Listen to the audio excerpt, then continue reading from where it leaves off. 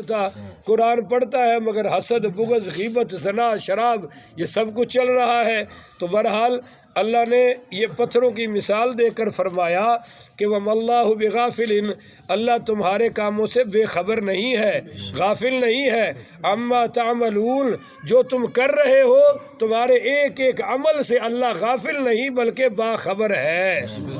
بولیے کیا ہے جی؟ اب یہ یہودیوں کی بات ہو رہی ہے، اب آگے مسلمانوں کو، مدینہ کے مسلمانوں کو یعنی صحابہ کرام کو یہ طمع تھی، لالچ تھی، اور حضور کو بھی بڑا شوق تھا کہ یہودی صاحب کتاب ہے، ان کے پاس کتاب ہے، اتنے بڑے پیغمبروں کی اولاد ہے، کاش یہ مسلمان ہو جائیں، کاش یہ مسلمان ہو جائیں۔ چنانچہ یہ دیکھیں یہودی ایسے بال پیچھے کر کے نا سارے پیچھے لے جاتے تھے اور درمیان میں سے کوئی مانگ نہیں نکالتے تھے، اور مشرکین مکہ مانگ نکالتے تھے۔ تو جب سرکار مدینہ میں آئے تو صرف یہودیوں کو قریب کرنے کے لیے آپ نے بھی فرمایا تم بھی بال پیچھے پھینک دیا کرو اور مانگ نہ نکالا کرو، مانگ مگر جب وہ ظالم ایمان نہیں لائے تو پھر آپ نے فرمایا بھی مانگ نکالا کرو، مانگے پہلے جب حضور پاک صلی اللہ علیہ وسلم تشریف لائے تو یہودی 10 محرم کا روزہ رکھا کرتے تھے، کیونکہ جب فرعون غرق ہوا اور موسیٰ علیہ السلام کو نجات ملی تو وہ 10 محرم کا دن تھا، تو آپ نے فرمایا بھائی میں بھی 10 محرم کا روزہ رکھوں گا کیونکہ موسیٰ میرا بھی بھائی ہے، میرا بھی بھائی ہے۔ مگر جب دیکھا کہ وہ ایمان نہیں لائے تو آپ نے فرمایا اگلے سال میں 2 رکھوں گا، ایک وہ اور ایک یہودیوں کی مخالفت میں، بولیے ایک یہودیوں کی مخالفت میں۔ تو اس طرح یہودی جو تھے وہ یہ بال اپنے بالکل سفید رکھا کرتے تھے، بالکل۔ تو پہلے تو جس کے بال سفید تھے حضور نے کچھ نہ فرمایا، بعد میں فرمایا یہودی سفید رکھے ہیں تم مہندیاں لگایا کرو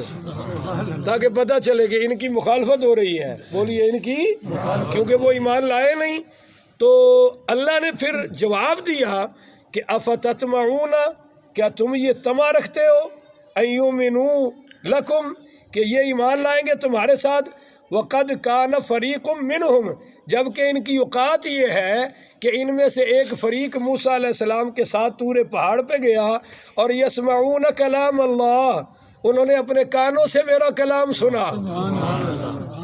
کانوں سے اللہ کا کلام سنا، ثم یحرفونہ،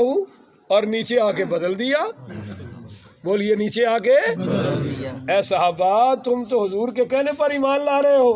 اور ان پر بھی لالچ رکھتے ہو، یہ تو اتنے گھرے ہوئے لوگ ہیں کہ ان کے بڑے موسیٰ علیہ السلام کے ساتھ طور پہاڑ پہ وہ 70 آدمی جن کا بیان ہو چکا ہے، اوپر انہوں نے احکامات لیے اور نیچے آ کر بدل دیے، بولیے نیچے آ کر بدل دیے، فرمایا ثم یحرفونہ من بعد، انہوں نے اس کے بعد اس کو بدل دیا، ما عقلوہ وہم یعلمون، وہ جانتے تھے، عقل تو رکھتے تھے، وہم یعلمون کہ ہم کیا کر رہے ہیں، جو جان بوجھ کر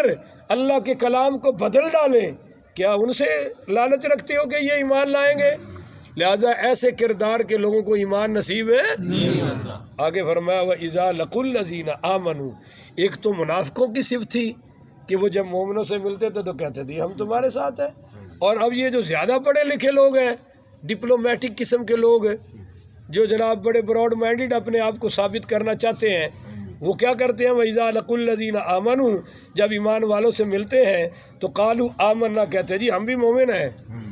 بولیے ہم بھی مومن ہیں، وَإِذَا خَلَا بَعْضُهُمْ إِلَىٰ بَعْضٍ، جب وہ نکل کے بعض اپنے بعضوں کے پاس آتے ہیں، قالوا، تو وہ کہتے ہیں أَتُحَدِّثُونَهُمْ بِمَا فَتَحَ اللَّهُ عَلَيْكُمْ